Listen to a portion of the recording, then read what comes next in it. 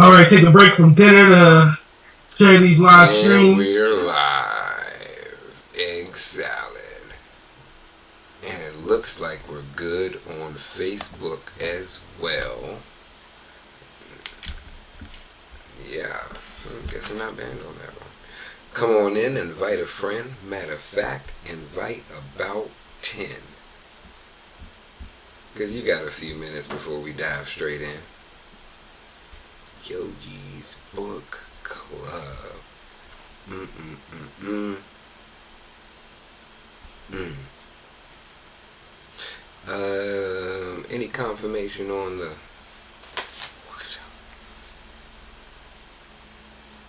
I figured you started taking confirmations whenever I dropped that comment. So the YouTube is on. I don't have the Facebook yet, but your confirmation is when I dropped that. Bet. I'm here for So I that. don't see Facebook, but we already know it's problematic. We already know. Come on in, invite a friend. Matter of fact, invite about 10, because it's the Floating Yogis Book Club, and we about to go in. I'm actually going to give y'all a moment to actually invite 10 people, or maybe it's 5 people, or maybe it's 25 people. Who knows? Maybe you're really feeling the flow and you're trying to make it grow, so you do what it does, and let's get it. So, send. There we go. There we go. What's good, your mindful breath, searching for Pandora? I am sure. Hey, what's good? Ahmed, my guy. What up, though? That yoga life, though. Alright.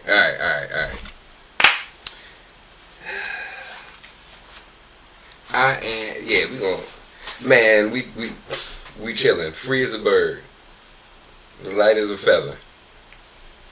Making it happen. And we got an interesting read for today. An interesting read. I did not pick this. It was just given.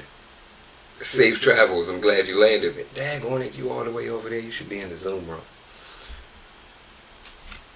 But yeah, we talking about fixed mindset leaders in action. But we gonna get to that in a second. All right. Anyway, Check your DMs, Yogi man. Yeah. Pay Yoga sent you the link so you can join the Zoom room. You can vibe on here, but it's a 30-second delay or whatnot. That's not fun. Anyway, as I always say, come on in, invite a friend. Matter of fact, invite about 10, because it's the Floating Yogis Book Club, and we're about to go in. I am the Floating Yogi, and this is the Floating Yogis Book Club, brought to you by UE, Urban Yogic Wellness and Education, where we're restructuring health and wellness in the community, one healthy habit at a time, bringing the power of healing and evolution back to the individual hands. And I'd also like to thank our sponsor, Lifeform. Their mats are fantastic. They have some great, dope designs and really help out with any of the slip resistant. I get pretty sweaty, and it helps keep me stable on the mat. And Jumi likes them too.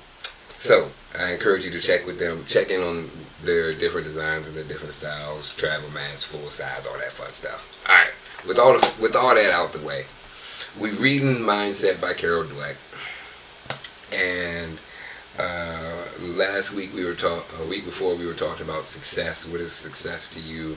Then we moved forward into character, how character allows us to stay at the top during different situations. Then we started getting into different types of leadership. And we're diving into the fixed mindset leaders in action. And I kind of just want to dive straight into it. Wet the whistle and get right with it. So hold on, give me a second, and I'm going to give you a second to invite a few more folk.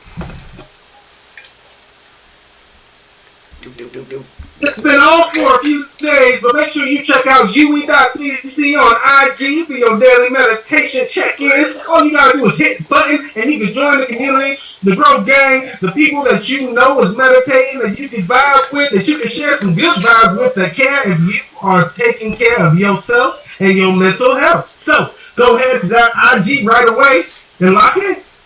Come on now, he said it all. And that's one of the people who helped me be me, help me do what I do. My guy Pay Yoga, he's part of the crew. That's a dimension where people are our greatest resource. And we really need to lean in our resource, especially on times of need. And our community, the people around us, they're the ones that are going to be there for us in those trying times. I'd also like to push out Brent LV phenomenal digital assets if you're looking for it, website development, all the fun stuff. You're looking for some tech needs, he can do it for you or probably point you in the right direction. So check him out as well. Okay, so let's get to it. Fixed mindset leaders in action. Ayakoko, I am a hero. Warren Bennis, the leadership guru, studied the world's greatest corporate leaders. The great leaders said they didn't set out to be leaders. They had no interest in proving themselves. They just did what they loved with tremendous drive and enthusiasm, and it led where it led. Ayakoko wasn't like that.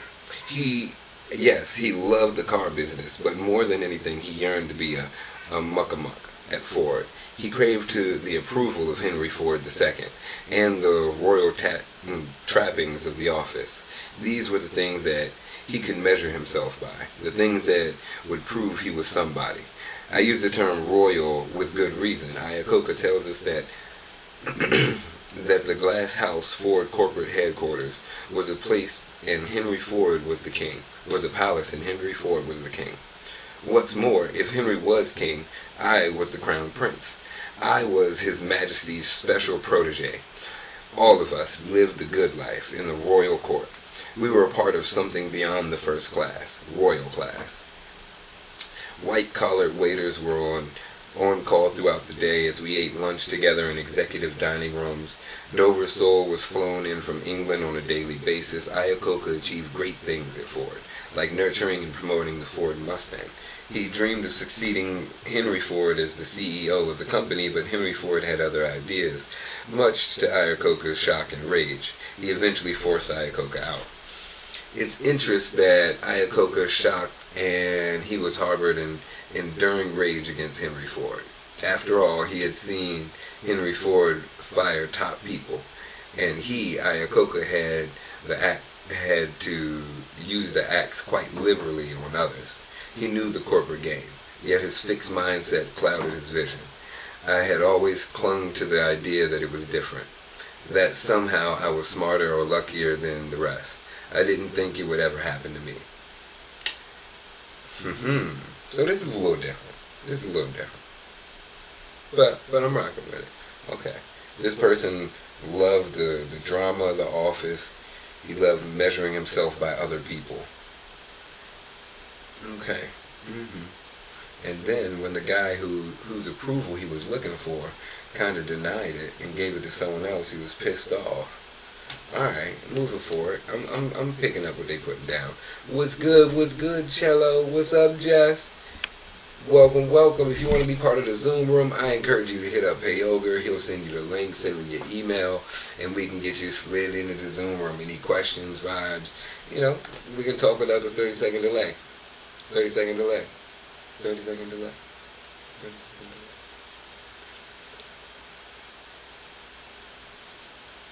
Did I freeze? You don't know, but if you was in the Zoom room, you would. Moving forward. His belief in his inherent superiority had blinded him. Maybe there is some similarities yet. Now, the other side of the fixed mindset kicks in.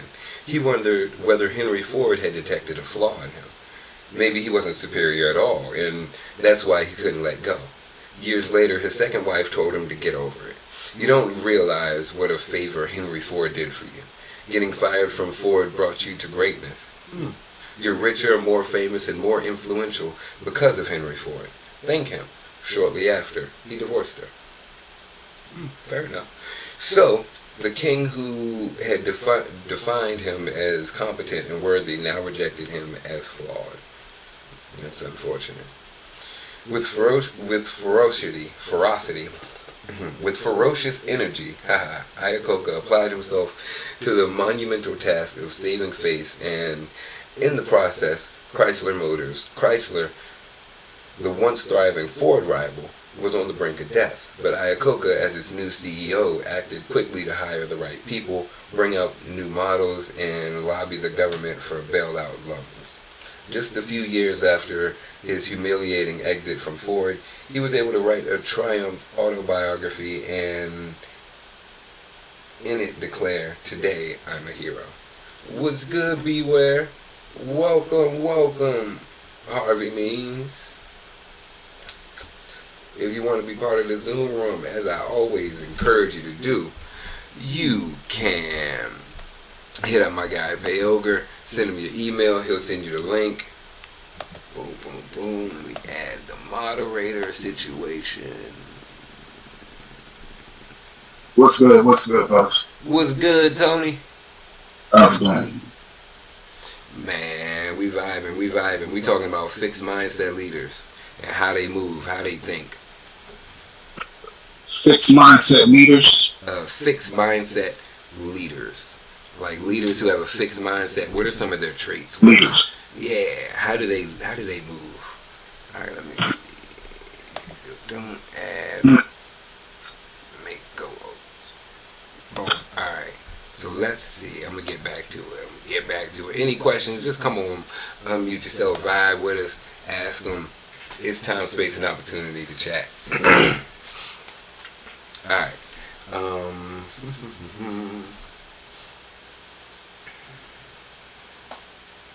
Within a short time, however, Chrysler was in trouble again. Iacocca's fixed mindset would not stay put. He needed to prove his greatness to himself, to Henry Ford, to the world, on a larger and larger scale. He spent his company time on things that would enhance his public image. And he spent the company's money on things that would impress Wall Street and hike up Chrysler stock prices. But he did this instead of investing in new car designs or manufacturing improvements that would keep the company profitable for the long run. This sounds interesting. He also looked to history to how he would be judged and remembered, but he did not address this concern by building the company. Quite the contrary. According to one of his biographers, he worried that his underlings might get credit for successful new designs, so he balked at approving them. He worried, as Chrysler faltered, that his underlings might be seen as new saviors, so he tried to get rid of them. He worried that he would be written out of Chrysler history, so he desperately hung on as CEO long after his effectiveness. Ooh, that's unfortunately. Iacocca had a golden opportunity to make a difference, to leave a great legacy. The American auto industry was facing its biggest challenge ever. Japanese imports were taking over the American market. It was simple. They looked better, they ran better. Iacocca's own people had done a detailed history of Honda and made excellent suggestions to him. Okay, failure to change or adapt the strategy or the plan. I could see that as one.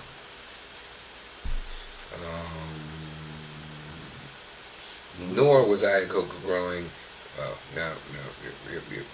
But rather than taking up the challenge and delivering better cars, Iacocca mirrored in his fixed mindset, delivered the blame and excuses.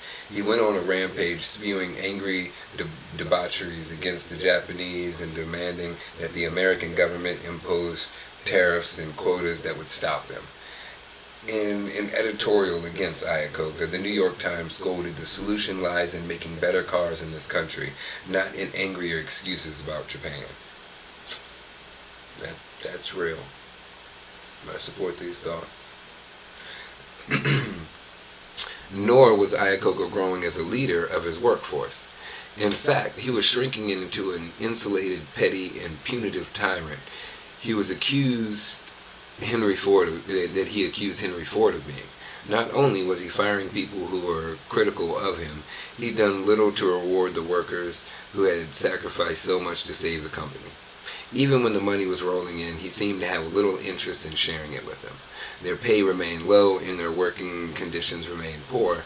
Yet, even when Chrysler was in trouble, again he maintained regal lifestyle. $2 million were spent renovating his corporate suite in the Waldorf in New York. What's good, Rail?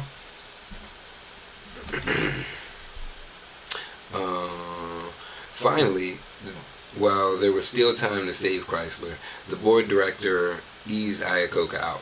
They gave him a grand pension, showered him with stock options, and continued many of his corporate perks. But he was beside himself with rage, especially since his successor seemed to be managing the company quite nicely.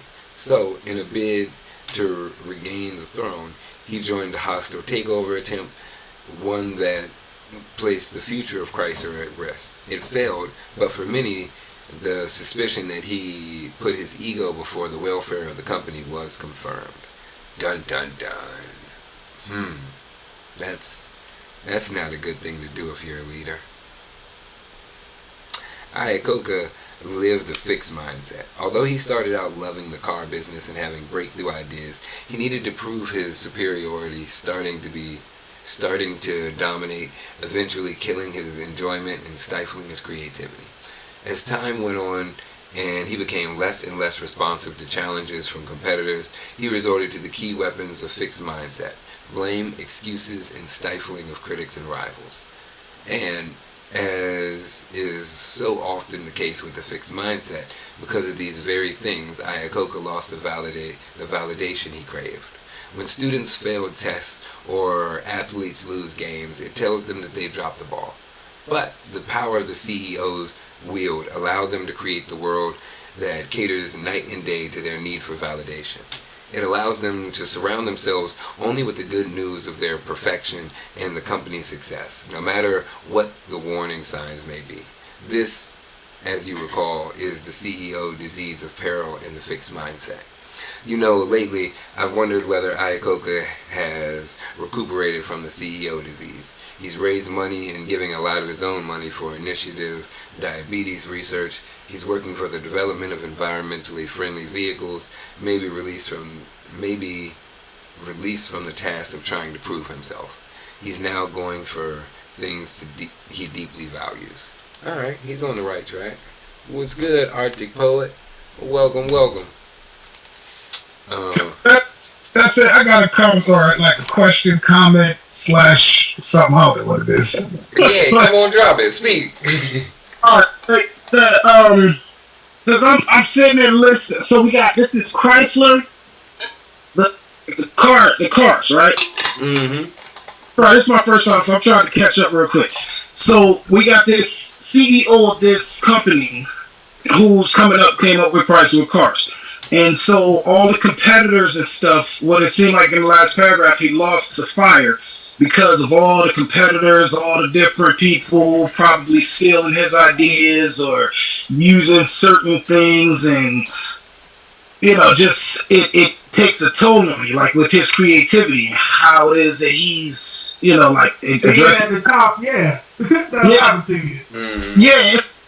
Alright, it gets to be very draining and toxic at a certain point, because I'm that feeling like when you think that you created something new, and then, but you haven't created anything new. There's always been people going from here to there, whether it was on horses or carriages or whatever. Mm-hmm. So it's like when you're up there and then everybody's trying to like latch on, kind of like a. No, that's draining. That's draining. That's draining for real.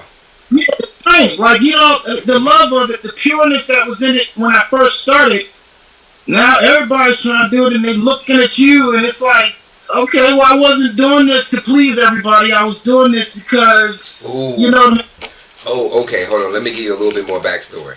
Okay, because Iacocca is the CEO who is a fixed mindset, which we're calling a fixed mindset. He started off looking up to Henry Ford, and he kind of couldn't shift his mindset to come up with more innovative ideas or try something different. He didn't want to adjust to the plan. And lost the validation of his idol, Henry Ford. He goes to another Chrysler to try to prove himself, and he dropped the ball again under the same thing, trying to prove as opposed to just like doing what it is he enjoys. If you have good ideas, just be in that space. Be around those people that help to like foster those good ideas, to put you in that environment when you feel like you can actually achieve those ideas that are in your head. Like, so he's drained and stuff because it's not his truth. Yeah. Yeah, he trying to be someone he not. Like, And then he's trying to do it for other people. It's not even like he's doing it for the love of it. So that's always going to hurt because it's no reciprocation in that. And I mean, it's faulty reciprocation in that. It's not. If you're Right, doing it's it, not that you know cool. you're gonna every time you do it, you're gonna get something from it. But if you're doing it for someone else, that one time they don't feel it, and you're like, dang, I just wanted you to just say thank you. Yeah. So, Yeah. Okay. Yeah. That was okay. All right.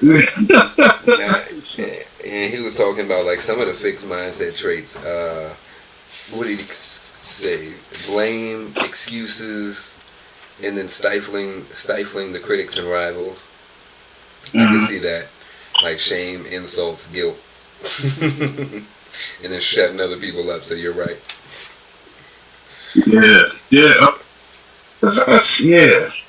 I think it's important to point out that this is coming from like the point of view now that he's recovered from these mistakes, that he's like been able to point out like what his errors were. Thank you. Too. So I mean, this is retrospective at this point.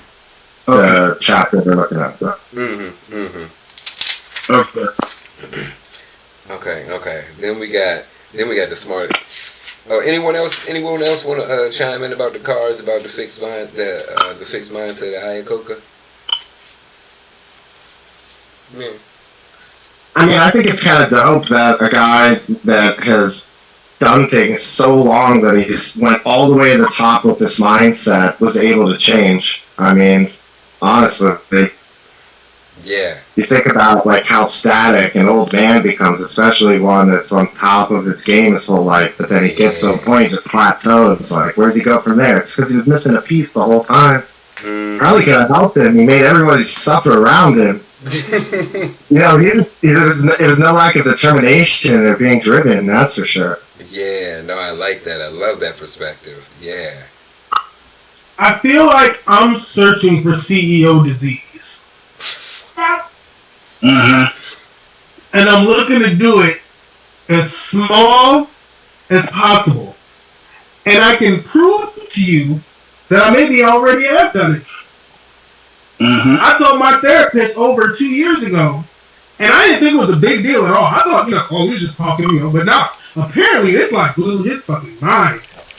I told him, I've been self-employed for 4 years. I don't deal with anybody I don't like. The CEO. I feel that. Let you book me for a wedding, and I go to your page and I see some racist bullshit, I'm giving you all your money back. Good night. Next time. Peace. Holla. I had one dude who brought his daughter to me to coach his daughter in cheerleading, and his Facebook had like a "Don't Tread on Me" and a bunch of other Republican stuff. Guess what happened in my gym the next day? His baby showed up. We started Black History lessons immediately. I love the response. I really took his money and I wasn't going to kick him out, but I was going to let him know every single time he brought his girl to me that we wasn't going to have that foolishness in here.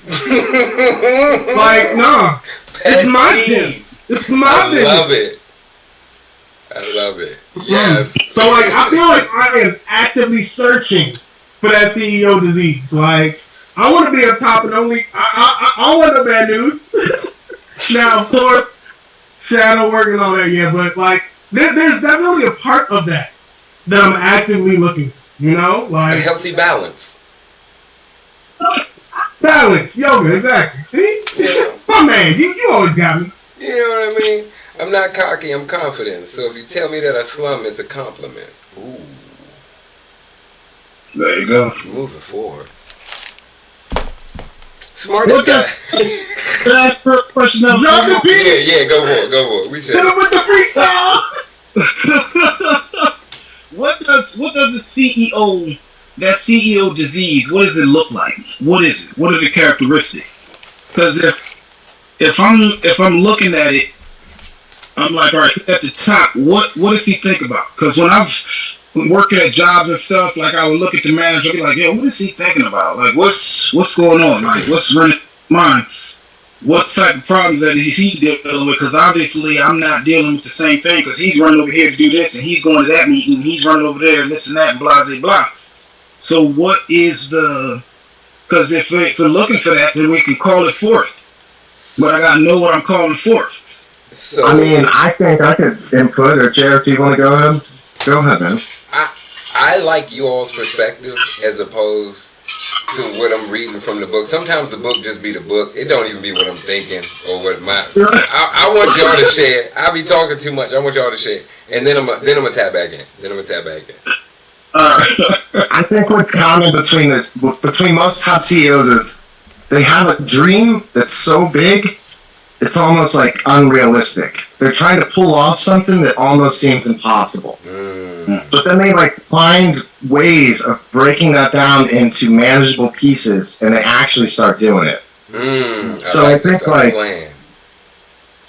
like part of it is like kind of having an idea that's too big, but then like the will to actually go after it. I think that's probably the most common thing. And there's just something that drives these people that makes them go, I gotta figure this problem out. And it's like, it's just an everyday thing where you're just like, I'm chipping away at that problem. You know, some big idea, some bigger thing. It almost seems like impossible to pull off, but you know, there's measurable metrics that show you that like how your progress is going. You know what I mean? So I think like and CEOs have a very tight schedule. I mean, I've read about CEOs that like schedule their day down to the minute.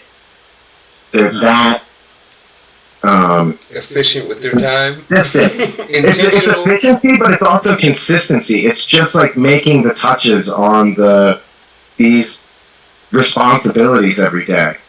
Having to put some part of their mind towards this thing, you know. Mm-hmm. For me, it's an excellence is a habit. That's what I see that last part as. That excellence is a habit. Always looking for more. I posted on my Facebook yesterday, I think, why aren't you more successful? And a bunch of people commented, I am successful. Somebody commented, who says that I'm not? And I said, the question didn't. Someone projecting. Exactly. Like, I feel like if you're on, like, are we all not trying to improve? Are we all not trying to get better? I mean, I feel like if you don't know what you need to be more successful, then you're less likely to recognize it when someone wants to give it to you. Ooh, that's a cut and edit right there. That's a cut and edit right there. Too, but I was just thinking like, oh my gosh, what if I did that status because I was looking for people to help? And you come on my status like, I am successful. Okay, fine. This wasn't for you then. Congrats. Like, so I made you defensive. Like, I didn't say you weren't successful. I said I was trying to help you be more. Like, come on. So, but for me, that CEO disease, it's kind of like what's the N word that's opposite of empath? Covert narcissist. There we go. Narcissist. So check it out. When I first started diving into empathy stuff online, immediately I got hit with all this anti-narc.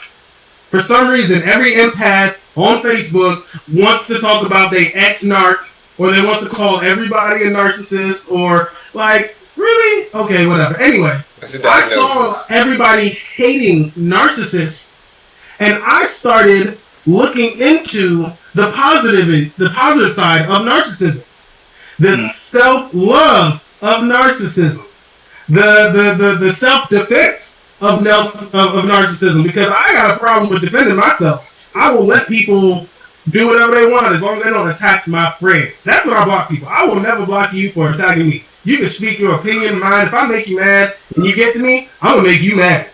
But if you attack my friends, I'm gonna get to you. But like, there's a positive side to everything. So this CEO disease that's creating a world that caters to you day and night. Like, yes, that's an obvious evil thing, like disconnected from the world thing. But one of my things is peer pressure is only negative peers. Why can't we create this perfection? Like, that's what I'm after. I understand the CEO. I need some drops, damn there it. has to be a good part of it somewhere, you know? And whatever that good part is, that's what I'm after. I'm after that positive peer pressure. Not ignoring the negative, but I really believe we can eliminate it. Like, we can all validate each other healthily, regularly, consistently, reciprocally, consistently. You know, like, it is possible. I believe people are our greatest resource. Pay over. I'm out. Come on now. What up, Puzzle Fit? What up, Furniture Yogi? Hey, peace and love, y'all. This is the Floating Yogis Book Club, brought to you by UE, Urban Yogic Wellness and Education. We vibing. We got Pay Ogre in the Brent building. We got Brent LV. We got China Doll. We vibing, y'all. Check out Life Formats. And I need some drops because it was gems. Oh. We just went a long way around. Yeah. You know though, it's more than just like narcissism is like a series of traits. If that's just what we call like a common like thread of trait, like a common behavior pattern or something. So like I think part of it is being able to like look beyond just the word or the name or the negativity about it, but actually be able to break down the components that make us tick. And I think like CEOs probably know themselves better than most people. They've thought about this. They've internalized these things and, you know, can see the good in that. So, I mean, it's about, like, sort of opening your perception, too, and sort of... And another thing that you were saying, that they have the will to go through with it. They actually execute the plan, because anyone can come up with a plan, but actually actualizing that plan, bringing it into this reality, is a whole different experience. And that's the whole concept of yoga. It's an experiential knowledge, not intellectual knowledge, not just the stuff we're reading in the books. It's the books just summarize the experience, but they don't articulate the experience. Yeah. Like a lot of us, if you didn't have an early childhood experience where you succeeded in something difficult, it's going to be harder for you to develop that in life. And a lot of us may have the mindset that we're not able to do that, or that's just not our luck, that's not our whatever, but it's just, it's something that has to be developed. It's those feelings and all those things have to be overcome, you know, too. It's a process that, like, a lot of us, we just all go through the same thing, just at different times, you know? Ooh, I got another one. So this is gonna tie in beautifully. Hey, no commercials. Welcome. Yeah. So, what the book is saying that the CEO disease is, when students fail tests or athletes lose games, it tells them that they've dropped the ball. But the power that CEOs wield allow them to create a world that caters night and day to their need for validation. It allows them to surround themselves only with the good news of their perfection, of their company's success, no matter what the warning signs may be.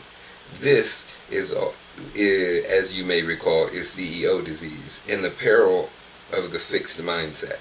So that's surrounding yourself with people who always, they're just yes men. They're telling everything you say is just great. It's the best thing you could have did ever. That's having CEO disease. There's no one that's going to disagree with you, because if you disagree with them, then I'll fire you and hire someone who will agree with me. That's a horrible mindset. But that's why I like y'all. I like where y'all were going with it better. I was like, oh, y'all getting into willpower. Y'all getting into fighting the feeling and not wanting to do something. You're getting into the concept of creating a plan, following through. Like, yeah, this is what I'm talking about. Hey, what up, Big Ant? Welcome. That's the pitfall, though. If you get all the pieces, maybe, and you make it to the point of CEO, you could still make the mistake of surrounding yourself with an echo chamber and not being able to grow. Yeah. It might work for a while, you know, Steve Jobs or whoever, there was a period, but then it became stagnant at some point, I feel like, you know? See, and the thing is, I don't think growth needs to come from the same place. Kind of like how I don't believe in tough love. I think that some people, okay, I shouldn't say it, like, let me take that back. I don't believe in tough love for me, and I believe that there are a lot of people like you. We don't need to be tough on ourselves. We love ourselves into the goodness we want to be, and that's how we treat others. There's a lot of people who don't do that. I mean, there's a lot of, top tier athletes who hate, part of their workout, but they just grind it through. And that's what their mentality is they need that coach yelling at them, little things like that. I'm not that type of person. I do not need and there's no room for tough love around me. Let me put it that way. But tough love can also be, I'm not gonna allow you to do something you want to do because you didn't follow through with something you said you would. I'm not gonna allow you this reward. It can be seen as tough love because you're not giving them what they want. But it's not necessarily tough love, is it? I think it depends on the situation, the person. Ooh, I used to say years ago, argument out there now. Tough love is only love if it's seen as love, if it's appreciated. Right. Tough love is only like where love you're going with if this. It's appreciated. Only if it's appreciated, it's tough love. Okay. All right. I like this. Like, that's how I used to judge it. Because think about it. Then what else is I thought about it like that because if it's not appreciated, I had to accept that if I have a drug addict friend that I cut off because of their drug habit, I tell them, hey, I love you too much to see you kill yourself. So call me when you're clean or don't call me at all. That is tough love. From everybody's perspective in the world, that's tough love. However, since I don't believe in tough love, for me, that's self-love. That's not tough love for them. That's self-love for me. I can't keep spending my love on you. I'm not looking at it as if I'm loving you. I'm not cutting you off because I love you. I'm cutting you off because I love me. I don't believe in tough love unless it's appreciated. So, if that person calls me sober and clean, then it's tough. Then it's okay, then it's for them. But I don't really think you can call it tough love. I don't think you can claim that you're doing it for them if it's not appreciated. Like, who are you to take over somebody else's free will? Even if they're killing themselves. Because I do believe in euthanasia too. We can go that far if we want. You're going to make me late for pool. Run this shit. Let's go. Like, even if they're killing themselves, I'm still, he on fire tonight. I need some water. Well, so look, I coach basketball, right? And when you got kids and adults and stuff running up and down the court doing suicides, they don't appreciate the fact that you got them running these 10 suicides back and forth. They don't love it. It's killing them. You see what I'm saying? It's tough. But I love you because the end result of what it is that I have you going through is going to make you a better basketball player. You're going to be able to go and run up and down the court like that, be able to shoot your shots. And that's why even at a CEO level, even Michael Jordan would miss shots. But that fixed stroke was it's sure. You know what I'm saying? Even if he missed it, it's like, get that right back. And then it's like, you know what I mean? So, I think when you're talking about tough love, I think you mean like mean. Like being mean to somebody. I'm thinking the excuse of tough love. Yeah. I'm thinking that I want to change somebody that don't want to change. Right. Yeah. Okay. Yeah. Because I'm like because it's been times in practices and stuff. It's like, man, this is tough. Even working out, like lifting this weights and stuff. Yeah, this is tough. But it's forming me into a different something. You know what I mean? And the goal that I'm talking about. So being that I got yogis here, it's like the breathing, the meditation, the different poses, and the blood flow and everything that's going. It seems to me, looking at the powers of the mind and how you repeat on certain things and continue to emphasize a thought during these times. If you come from CEO type thought process or CEO type things to think on, then it will from saying it's like it puts you in that mode. You know what I mean? That Being mode around, of manifestation. I mean, yeah, I can see that. Being in that, what's the saying? It's not fake it till you make it. But it's kind of like fake it till you make it. But that's a horrible analogy. It's know it and grow it. I can rock with that one. I can rock with that one. Yeah, like that. Because I'm sitting there thinking, when we're meditating, when we're doing yoga, it's just, you're breathing. What are you thinking about? Think about what you're thinking about. What does the CEO think about? The CEO is that yoga because the CEO, got a lot of stresses and so forth because there's different aspects of the business that I have to think about and focus on and be detail oriented in. I gotta know this stuff. Like I know what the maintenance guy is doing all the way up to the top me. What I'm doing, you know what I'm saying? Like everything. It's and everything in between. So it's disease. It's like it kind of like it grows and it's like a tree. Yeah, sense of knowing and growing. I see what you're saying. Hey, that was bars. Doing it again. It's unintentional. It's unintentional, y'all. It's unintentional. With that being said, I ain't gonna be too late. We're gonna end on time. Thrill. We're gonna end on time. That's the captain. He's on that live feed. No commercials. One of the people who help me beat me, help me do what I do. We also got Payoga, DJ Tony from Payoga Universe. Yeah, people are our greatest resource. He's part of the crew. We got Brent LV. He make it do what he do. He part of the crew. We got China Doll Yogi. What? She part of the crew. She make it do what it do. What's good, Sally? Welcome to the No commercials. No commercials. All right, No y'all. commercial. What else we got? I am the Floating Yogi. This is Floating Yogi's book club. This is the Floating Yogi's book club brought to you by Yogi, Urban Yogic Wellness and Education, where we're restructuring health and wellness in the community, one healthy habit at a time. Monday nights, Floating Yogi's book club. Tuesdays, lead primary. Wednesdays, elevated yoga. Thursdays, restorative yoga, bi-weekly. Monday through Friday, catch me with That Yoga Life at Sun and Moon Yoga in Arlington with the Mysore program. Saturday, Float and Flow, 10:30 virtually, and Sunday service at 12. It's lit, y'all. We make it do what it do. It's fun. Come join and have fun with the crew. Come on, girl.